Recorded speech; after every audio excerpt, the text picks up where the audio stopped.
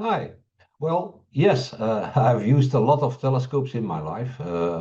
I've owned several hundreds of them in over 52 years. And many of them have been Maksutovs. My first Maksutov was one created in Switzerland by Mr. Matthias Pop.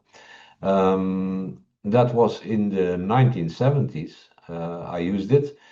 And later on, I've used several Maksutovs from Intes and Intes Micro, everything from 5-inch up to 8-inch, and even a few times a 10-inch Maksutov. Um, so where does the MK127 comes in all this Maksutov market that is available? Well, it's a new Mak made according to the Rumak design. Most Maksutovs are Gregory design. They have a kind of mirrored spot in the center of the meniscus, while the Rumak design has a secondary mirror that is apart from the corrector that you can collimate. It offers a degree of freedom extra to make the field flatter without going to aspherical corrections of the system. Not having to do aspherical corrections means it's easier to produce at a low cost and still make it very good. So I would say that your Maksutov now sits in the market segment of Maksutov telescopes as a bit on the high end, but still for a lower price. And it's very interesting to see you introduced a dual speed focuser on it.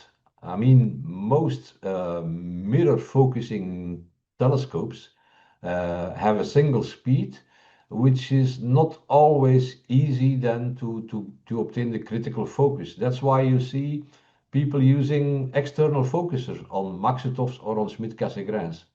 But your fine focus knob really solves a lot of these issues, and it's very easy to use. So in that case, in that sense, you are a bit unique on the market. Yes, indeed, it performs very well on solar system objects.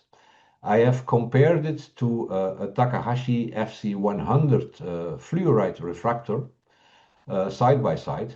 Um, and I would say that the Takahashi, obviously, it is a bit sharper visually.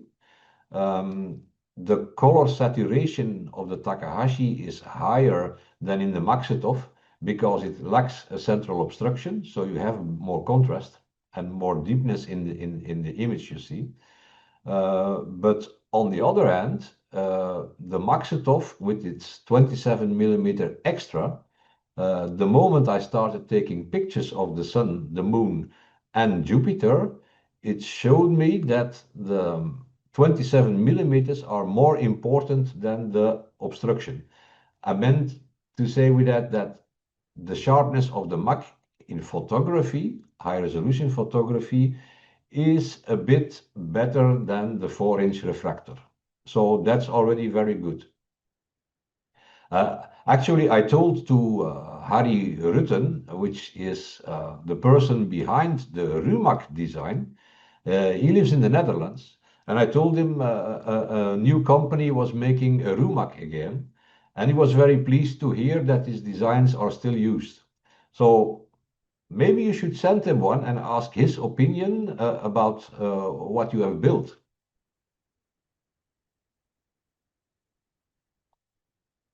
Yes, the off-axis problem, it's not really a big problem, but what I discovered is when I collimated the Maksutov virtually to perfection, I mean, it was really 100% in collimation. Uh, the moment I put on the reducer and my Nikon camera, uh, I noticed that there is a tilt in the optical system, and this is shown as the stars that are not perfect. I mean, on one side there were little lines, and on the other side there were little birds, like V-shaped. So it was not symmetrical. That leads to thinking me there was some tilt in the system, and this tilt can be caused by two things, either by the mechanical tolerances or the the axis of the optical system is not exactly perpendicular to the focuser. Now, your Maksutov does not have the system to tune the focuser tilt. So that's maybe a good idea for your next generation or a larger Maksutov to foresee that. But in the meantime, of course, most cameras from ZWO or from Tuyuk or Player One, they have a kind of anti-tilting device in the front of their camera, so you can correct tilt a bit.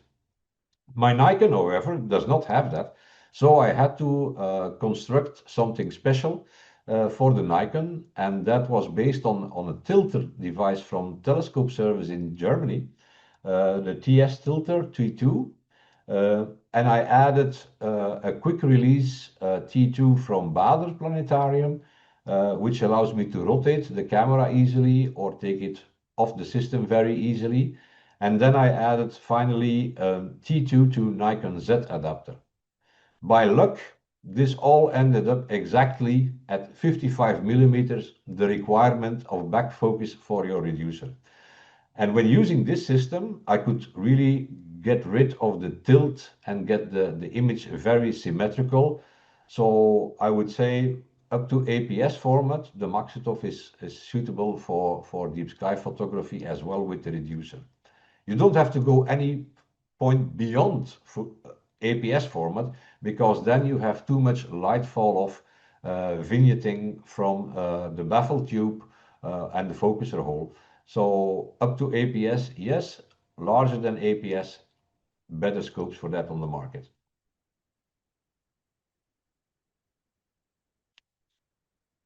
Well, who should buy the MK127, you asked? I mean, it can be a big audience. To start with, people who want a spotting scope for bird watching on a long distance, they could use your Maksutov. It's no problem.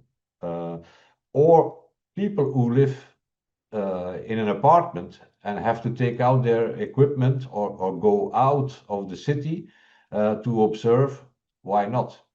But it's also a very nice small telescope for planetary and solar system observation. If you have already a larger system, for instance, it's quick to grab it, put it outside, and do some observation. So it's not heavy. It does not require a big mount.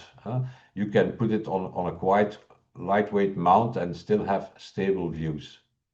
So in that sense, the market is quite big for such a telescope.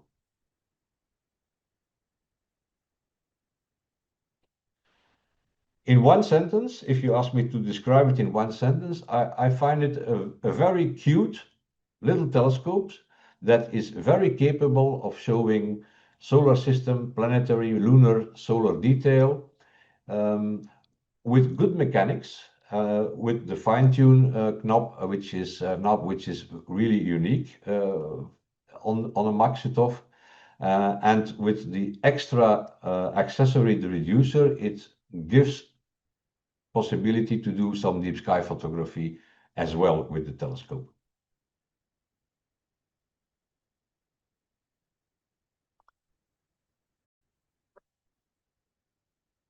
Okay, bye from Belgium.